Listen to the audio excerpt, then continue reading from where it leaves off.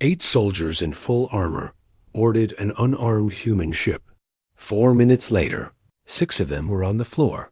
The outpost hung at the border of unclaimed space like a forgotten steel island. No banners, no allegiance. That was why 2 sides agreed to meet there. The Kinthian Authority had used this place dozens of times. The script never changed. A younger civilization signed. The Authority collected its prize. They called it negotiation. Ambassador Thalor arrived 3 hours before the scheduled time. He preferred the room to be his before the opposition entered. He wanted his posture settled, his breathing slow, his presence already dominating the space before a single word was exchanged. 30 years of this work. He was exceptional at it. He took his place at the long curved table and scanned his briefing one final time. The species was called human. They originated from a modest planet in an overlooked spiral arm. Their civilization was new by any galactic standard. They had cracked faster than light travel, just barely. Their weapons were primitive. Their population was large but scattered. They had 0 alliances here, 0 treaties, 0 protection. The intelligence folder used the word undeveloped 4 times. Thalor thought that was generous. The door hissed open. 2 humans stepped inside. The lead figure was a man of medium height, with a relaxed stride and dark eyes that swept across every corner of the room the second he entered, taking it all in without appearing to try. His jacket was simple and dark. A tiny flag patch rested on his left shoulder. His name, according to the file, was Captain Elias Vance. Behind him came a woman named Lieutenant Maya Chun, holding a data slate with the quiet intensity of someone who had already memorized everything in the room before arrival. Thalor gestured to the seats opposite him. "Please, sit." His translation unit converted the words cleanly. Elias pulled out a chair. He rotated it slightly before sitting, positioning himself to see both the table and the entrance. He didn't make it look theatrical. He simply moved like a man who always knew where every exit was. He rested his hands on the table and waited. Thalor had anticipated nervousness. Most species fidgeted at this stage. They shuffled documents. They poured water they didn't drink. They glanced too often at their aides. That nervousness was leverage. It meant they already understood the imbalance of power. Elias Vance did not fidget. He sat. He waited. His eyes were completely calm. Thalor cleared his throat. "The Kinthian Authority has assessed your species' petition for official status under our system. We find your civilization to be at an early developmental stage. Integration would bring substantial advantages: trade, medical tech, infrastructure, and most critically, protection under Authority law." Elias nodded once. "And what would the Authority want in return?" "Standard governance compliance, a taxation framework, and military contribution when the Council requests it." "Military contribution," Elias repeated. "Contribution to shared security, yes." Elias glanced at Chun. She didn't look up from her slate. He turned back. "Let me understand. You're asking us to surrender self-rule, pay taxes to a council we don't sit on, and send our people to fight wherever that council decides, in exchange for the benefits I outlined?" "Yes." "And if we refuse?" Thalor folded his hands. "Then the terms become less favorable." "How much less?" The room went silent. One of Thalor's advisors shifted his weight. Chun stayed motionless. Elias leaned back, not retreating, just settling in. "Ambassador, I respect your time. We came here to talk because we believe in dialogue first. We want trade. We want shared security. We want something real between our civilizations. But we won't sign anything that takes away our right to choose our own path, or that sends our people into someone else's war." Thalor studied him. The words were firm but not angry, not desperate. He'd heard similar speeches before. They were usually the last flicker of pride before reality crushed them. "You're brave," Thalor said. Or perhaps you simply don't understand what refusal looks like. We understand, Elias said. We just believe there's a better way. Thalor pushed a data chip across the table. Full terms are here. You have 48 standard cycles to respond. After that, the Council expects an answer. Elias picked up the chip, looked at it, set it beside his folded hands. We'll review everything carefully. See that you do. Thalor let a thin smile appear.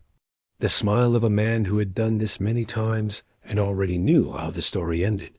48 cycles is generous. Use them well. Elias stood, buttoned his jacket. Thank you for the meeting. He turned and walked out. Chun followed. The door sealed behind them. Thalor sat in the quiet. Then he turned to his senior advisor. Thoughts?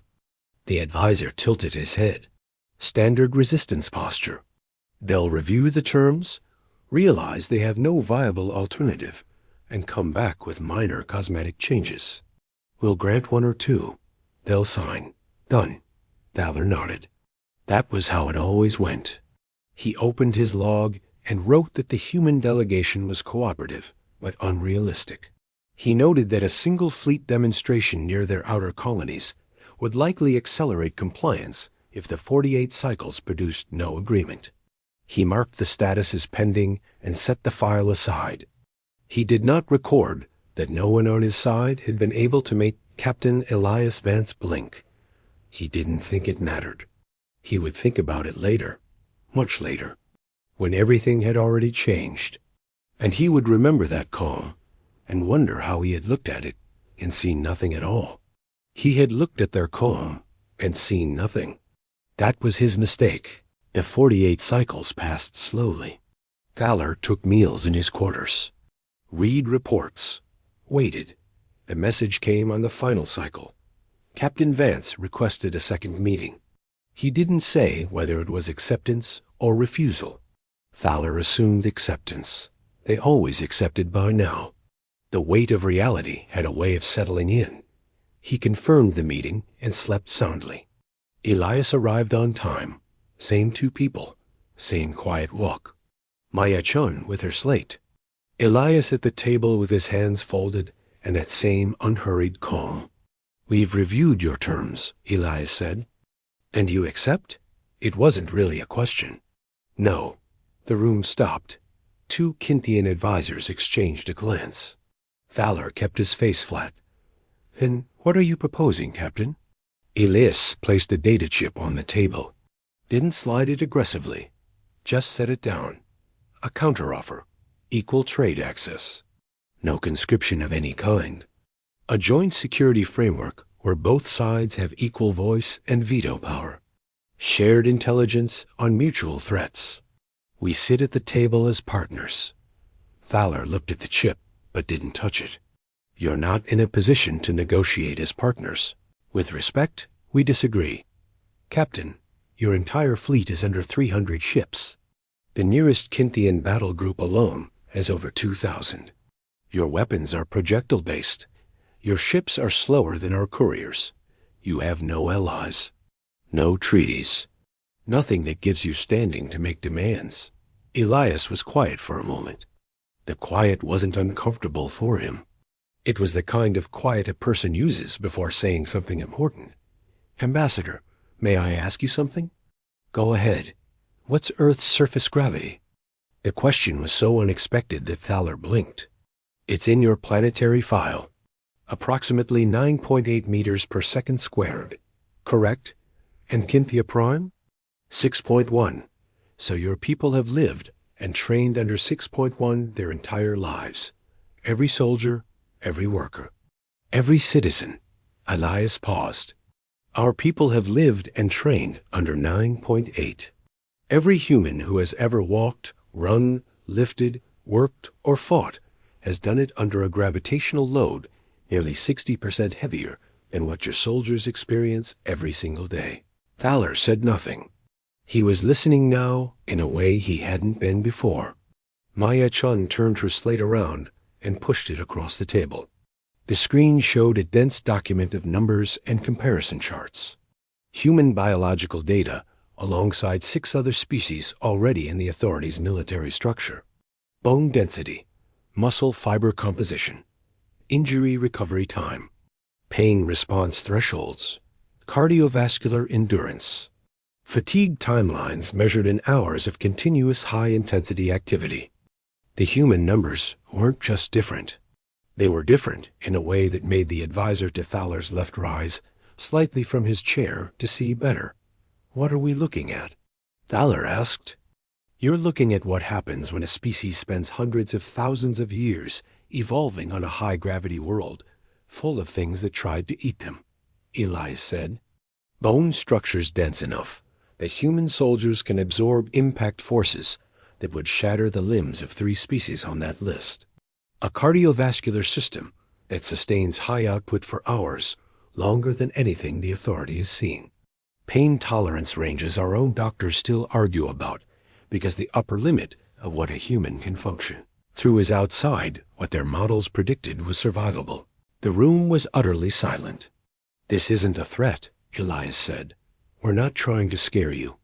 We're sharing information because we believe that if you understood what you were actually looking at when you looked at us, this conversation would go differently." He leaned forward slightly. "We're not the small, soft species in your briefing file, Ambassador. We're something your file didn't have the information to describe correctly." Thalor looked at the data for a long moment. Then at Elias.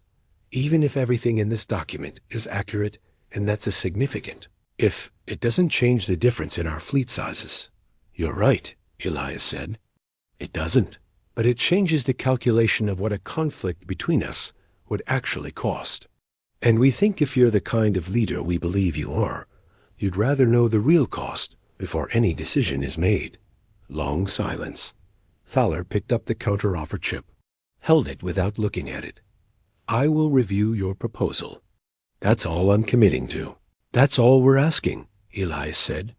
They left the same way they always did, quietly, without looking back. Thalor watched the door close, then turned to his advisor. The advisor was still staring at the slate screen. He hadn't moved. "What do you think?" Thalor asked. The advisor looked up slowly. "I think," he said, "we didn't read their file carefully enough." Thalor took the slate and looked at it again. He stayed with it for a long time. Outside the viewport, stars drifted past in the station's slow rotation. Somewhere far beyond them was a quiet planet with an unremarkable sun, and apparently a surface that had been forging something extraordinary for a very long time without anyone out here knowing about it.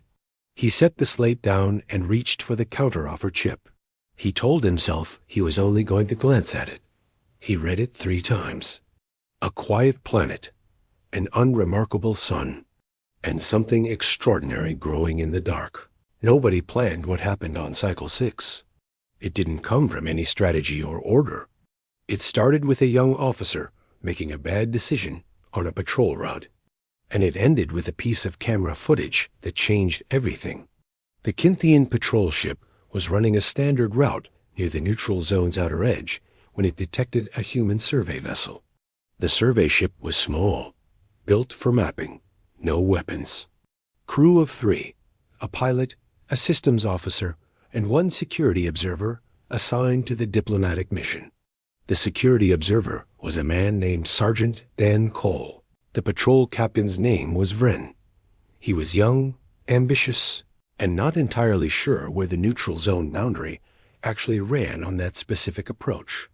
He looked at his sensors, decided the human ship had crossed into restricted space. He made a call that would have been correct if his reading of the boundary had been accurate. It was not accurate. The human ship was inside neutral territory by several hundred kilometers. But Vren didn't double-check. He gave the order to board. 8 soldiers went through the airlock in full armor. They weren't expecting a fight. They were expecting 3 civilians who would raise their hands the moment Kinthian boots hit the deck. That was how these things usually went. Show the armor. Show the weapons. Wait for the hands to go up. They came through into the main corridor and found Dan Cole standing in the middle of it. He wasn't wearing armor. He had no firearm. He was holding a collapsible baton extended at his side. His feet were slightly wider than his shoulders. His weight was slightly forward. He wasn't saying anything. He was looking at them the way a man looks at a problem he's already started solving in his head. The lead soldier ordered him to stand down. The corridor's translation unit carried the words. Dan Cole looked at the unit, then back at the soldiers. This ship is in neutral space. You don't have the right to be here. Leave the way you came, and we'll call it a navigation error. The lead soldier raised his weapon and stepped forward. What happened next lasted 4 minutes and 32 seconds. The ship's internal cameras recorded every frame. Dan Cole moved first. He didn't wait for the soldier to close distance. He closed it himself, which was the last thing the soldier expected. The baton struck the inside of the weapon arm before the trigger could be pulled. The weapon went sideways. Dan was already past it, past the soldier, putting the first body between himself and the others. Smooth, without hesitation. He fought the way he'd been trained. Efficiently, without the hesitation that comes from wondering if the situation is really as serious as it looks. That calculation had been finished the moment the airlock opened. 6 of the 8 soldiers went down in those 4 minutes and 32 seconds. The other 2 retreated through the airlock and sealed it from the other side. The 6 on the floor were breathing. None were in danger of dying. Dan had been precise about that. He'd put them down hard enough to end the fight, and not one bit harder. He stood in the corridor when it was over, breathing hard. 3 cuts on his left forearm from the edge of a soldier's armor plating. One side of his face bruised where something had connected. He wasn't moving like the bruise bothered him. He walked to the communications panel. Cole to Vance. Elias's voice came back immediately. Go ahead. We had a boarding attempt. 8 soldiers. Came in without warning. Ship is secure. I have 6 on the floor and 2 that went back through the lock. Pause. Are you hurt? Cuts on my arm. Nothing serious. Crew? Locked in the rear compartment.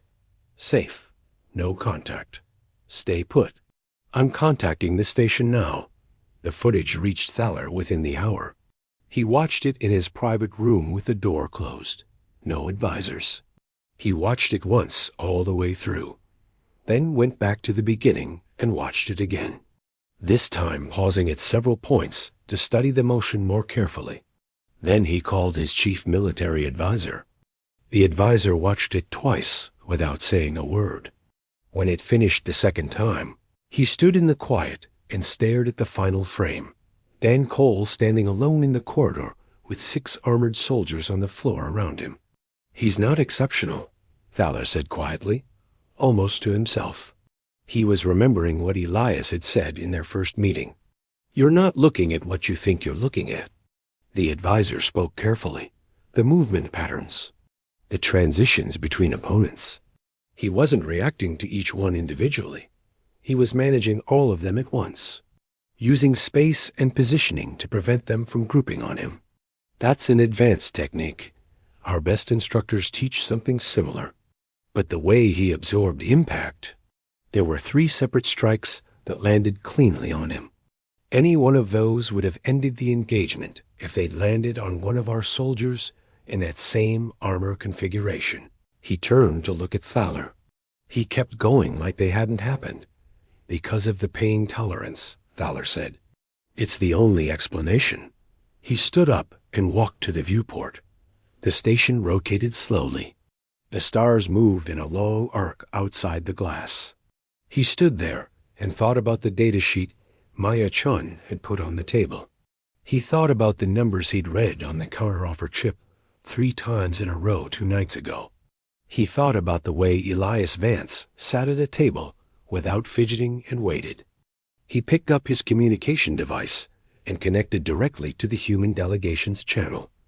Elias answered. Your sergeant, Thalor said. Is he all right? Not what did he do. Not what's the situation. The first thing out of his mouth was asking if his man was safe. He's unharmed. My soldiers are being treated, Captain. I need to ask you a direct question. Go ahead. Is what I saw in that footage typical for your military personnel? Brief pause. Just long enough for Elias to decide how honest to be. Dan Cole is good at his job, Elias said. He's not considered exceptional by our standards. Thalor closed his eyes for one moment. I see. Ambassador, I'd like to come in. I think it's time we finished the conversation we started. Thalor looked at the frozen image on his screen. 6 of his soldiers on the floor, 1 human standing. Yes, come in tomorrow morning. I'll have the council room ready. He ended the call and stood very still in the quiet of his room. 30 years of this work. He had sat across from frightened species and struggling species, and species that wept when they signed. He had always known what he was looking at. He was no longer sure he knew what he was looking at. That feeling was new. He didn't like it, but he respected it. And for the first time since the human delegation had walked through that door, Thalor began to think that maybe the outcome of this particular meeting was not as settled as he had assumed. The council chamber looked exactly the same as before. Same table, same chairs, same faint smell of mineral oil and cold recycled air. But the feeling in the room was different. Thalor had noticed it the moment he sat down. His advisors were sitting straighter. Their eyes were more careful. The easy confidence that had filled the room during the first 2 meetings was still there, but it had a small crack running through it now. Like a heavy plate with a hairline fracture that hasn't yet broken, but that everyone in the room can feel. 2 senior council members had joined this time. They hadn't bothered attending the first 2 meetings. They were attending this one. The humans arrived. The room changed again. The way a room changes when people walk in who aren't carrying any of the weight you expected them to carry. Elias brought a 4th person. A woman named Captain Sarah Cross. Compact, quiet, steady eyes. The kind of stillness that came from spending a lot of time in rooms where staying calm under pressure wasn't optional. She sat beside Maya Chun and said nothing during the early part of the meeting. Elias began with the boarding incident, laid it out plainly, where the ship had been, what the patrol captain had done. He didn't raise his voice. He didn't use it as a hammer. He stated the facts in the same quiet way he did everything else. Then he stopped and waited. Thalor acknowledged the error. One of his senior council members added a formal statement of regret. Brief, but genuine. Elias nodded and said the matter was noted, and the humans wished to move forward. That was when the real conversation began. Thalor placed the counter-offer chip on the table. He had reviewed it 6 times. His advisors had gone over it in detail. They had found it well-structured, more sophisticated than they had expected, built on a framework of actual equality rather than the paper equality smaller species sometimes argued for and never got. We have reviewed your terms, he said. There are sections we find acceptable. There are sections we need to discuss. That's what we're here for, Elias said. They went through it point by point. Trade access moved quickly. Both sides wanted it. The language around military cooperation took longer. The Authority's existing framework assumed a hierarchy. The humans had written their framework around mutual consultation and shared authority, neither side able to commit the other's forces without formal agreement. A clean concept. Also something the Authority had never agreed to with any species. 2 of Thalor's advisors made that point clearly. Elias listened, then said calmly that the reason no other species had asked for it was probably because no other species had been in a position to ask for it and have it make sense to both sides. He said it without arrogance. He said it the way a person states a fact about the weather. The room went quiet. Then Thalor said he would like a short break. He and the senior council members stepped out. They stood in the corridor and spoke in low voices for several minutes. When they came back in, the advisors who had been pushing back on the military framework said nothing more about it. The conversation moved on. At some point, one of the Kinthian advisors turned to Sarah Cross and asked if he could ask her something off the record. Cross looked at Elias. He nodded once. The advisor asked about Earth, not about the government or the fleet or trade numbers. He asked about the planet itself, the animals, the old ones, the dangerous ones. Cross set down her stylus and leaned forward with her elbows on the table. She talked for a long time. She talked about the ocean and what lived in it. Creatures the size of ships that breathed air and sang to each other across hundreds of kilometers. Things with teeth built to crush bone. Things that hunted in packs and used strategy. Things that struck from ambush, and things that ran prey down across open ground over hours, because their bodies were built to outlast anything they chased. She described the ones that looked harmless and were not. The ones that had been there since before the first humans stood upright. The ones that had only survived because humans chose to protect them. The advisor was writing things down. Both senior council members were listening. Thalor had stopped looking at his papers. She talked about the ice ages, when the cold had spread across most of the planet and the species that couldn't adapt vanished. The ones that found a way through got stronger. She talked about the diseases, the ones that had swept through human populations and killed enormous numbers. The ones humans had eventually hunted down and destroyed with medicine and will, and the stubborn refusal to let anything just win. She talked about the volcanoes, the floods, the long dry periods when the land offered almost nothing and people survived anyway. You don't think of your world as a dangerous place, one of the senior council members said quietly when she paused. Cross considered that. National parks, she said. Places we set aside so the land stays wild and the animals stay free. We take our children there on holiday. We hike through them. We sleep in tents. She smiled slightly. We think of our world as home. It's a beautiful place. It's also a place that spent a very long time testing us before it let us build anything permanent on it. She paused. We passed. The room was quiet. Thalor looked at Elias. Tell me something honestly. When I told you the offer would become less of an offer if you didn't accept, were you concerned? Elias thought about it. We weren't happy about it. We wouldn't have wanted a conflict. But no, we weren't concerned in the way you probably meant, because you believed you could win. And we knew what a conflict would cost you, and we knew you didn't know that yet. We came back to talk instead of waiting to see how the math worked out, because we genuinely didn't want either side to pay that cost. He paused. That's the truth. Thalor was quiet for a moment. Then he said, I believe you. He picked up the counteroffer and wrote something at the top of the first page. He turned it around and slid it across the table. At the top, in the cramped angular script of Kinthian formal notation, he had written a single word that translated roughly as accepted as foundation. Elias read it. He didn't smile widely or show relief. He just nodded.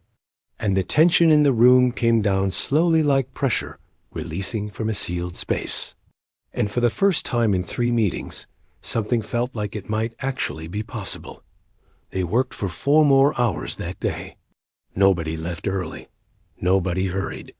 When they finally stopped for the evening and agreed to continue the next morning, Thalor walked to the door with Elias and said, without planning to, Your world sounds extraordinary. Elias looked at him for a moment. It is. You should visit sometime. Thalor watched him walk down the corridor and thought that perhaps he would. The final agreement took 11 more cycles to complete. It wasn't easy. None of the best things are. There were long nights at the table where the language of a single clause became the center of a 2-hour argument. There were moments when both sides went quiet, and the quiet stretched so long that the station's ventilation system became the loudest thing in the room. There were 2 occasions when Maya Chun set her slate down very deliberately and said nothing. And Elias Vance leaned forward and spoke in a low, direct voice that brought the conversation back from the edge and into workable ground again. No one on the Kinthian side ever asked what he said in those moments, because the effect was clear enough. The conversation continued. Thalor's senior council members pushed back hardest on the joint veto clause. They had never agreed to anything like it. Over 40 species at this kind of table, and the Authority had never given any of them a true veto over collective military action. It went against their entire structure. Elias didn't argue. He didn't get frustrated. He explained the same point in slightly different language, each time they raised it patiently, as if he had all the time in the universe. He said the clause wasn't about limiting the Authority. It was about building something neither side could break alone, which made it worth more than any arrangement held together only by the threat of force. He said what they were building here wasn't a leash. It was a foundation. On the 9th cycle, the senior council members stopped pushing back. The taxation section was easier. The humans had brought a detailed economic analysis, showing trade projections over a 10-year window. The numbers were genuinely good for both sides. Maya Chun had built the document. She walked through it with a precision and patience that eventually won even the most skeptical Kinthian economic advisor, who by the end of the session was asking her questions about Earth's manufacturing infrastructure with the focused interest of someone who had just realized they may have significantly underestimated the size of a market. Dan Cole spent most of those 11 cycles in the station's gymnasium or walking corridors. He wasn't needed at the table, but word had gotten around after the incident on the survey ship. The Kinthian soldiers stationed on the level above the gymnasium had developed a habit of gathering at the observation window that overlooked the main floor each morning. They watched Cole run his routines, watched him move through training drills, alone working with the collapsible baton, or just his hands and feet against heavy resistance bags bolted to the wall. They didn't say anything. They just watched. Some started arriving a few minutes earlier each day so they could see the beginning of the session. One young soldier who was technically supposed to be on administrative duty was found at the window by his supervisor on the 3rd day in a row. The supervisor started to say something sharp about duty schedules. Then he looked through the window at what the soldier was watching. He stood there for 4 minutes without saying anything. Then he quietly reassigned the soldier's administrative duty to a different time slot. The signing ceremony was small. Both sides agreed they didn't want something large and performative. A big ceremony felt like theater, and what had been built here was not theater. It was real, and real things didn't need a show. Elias stood at the table with Maya Chun and Sarah Cross. 2 Kinthian council members stood behind Thalor. The room was the same council chamber where the first meeting had taken place, the same table, the same mineral oil smell. But the feeling in the room was nothing like that first day. They signed. Both pressed their marks to the document. A camera on a small tripod recorded it. No speeches. Thalor had considered preparing something and decided against it. Elias had apparently made the same decision. When it was done, they looked at each other across the table. Thalor extended his hand in the human gesture he had seen Elias use at the start of their 3rd meeting. Elias shook it firmly. "Good work," Elias said. "On both sides," Thalor replied. The room emptied slowly. Sarah Cross walked out with the Kinthian economic advisor, still talking about freight corridor routing, as if the signing had been a brief interruption in a conversation they intended to continue for a long time. Thalor walked to the viewport after everyone had gone and stood there alone. He looked out at the stretch of space beyond the station glass. Out there, past the neutral zone markers and the patrol routes and the long dark between stars, was a system he had once described in a log entry as unremarkable. A quiet star, a mid-tier planet, a young civilization that hadn't yet understood the power differential between itself and the Authority. He had been wrong about most of that. The planet wasn't mid-tier. He understood that now. A world with that gravity and that history of hostile biology and that geological violence had not produced a mid-tier species. It had produced something that came to a diplomatic table without fidgeting. That sent a single unarmed soldier against 8 armed ones, and had that soldier come out standing. That talked about its dangerous and beautiful home with the easy pride of people who knew exactly what they were and weren't embarrassed by any of it. He had almost sent a fleet. He had written it in his log on the first night. A single standard fleet demonstration near their outer colonies would likely accelerate compliance. He was glad the fleet had stayed where it was. He turned away from the viewport and picked up his documents for the next session. There was already a follow-up meeting scheduled for the first Joint Trade Convoy coordination. The Kinthian Economic Advisor had requested that Maya Chun attend that one specifically. Thalor had already approved it. Elias Vance had left the station that afternoon with a short goodbye and no fanfare. He had filed his reports, briefed his crew, and boarded the transport back to Earth on schedule. From what Thalor understood of human culture, he would probably write a summary for the diplomatic record, and then take a few days off before the next thing began. Thalor hoped he rested well. He had earned it. He also hoped in a quiet way he would not have expected to feel a month ago that they would meet again at this table.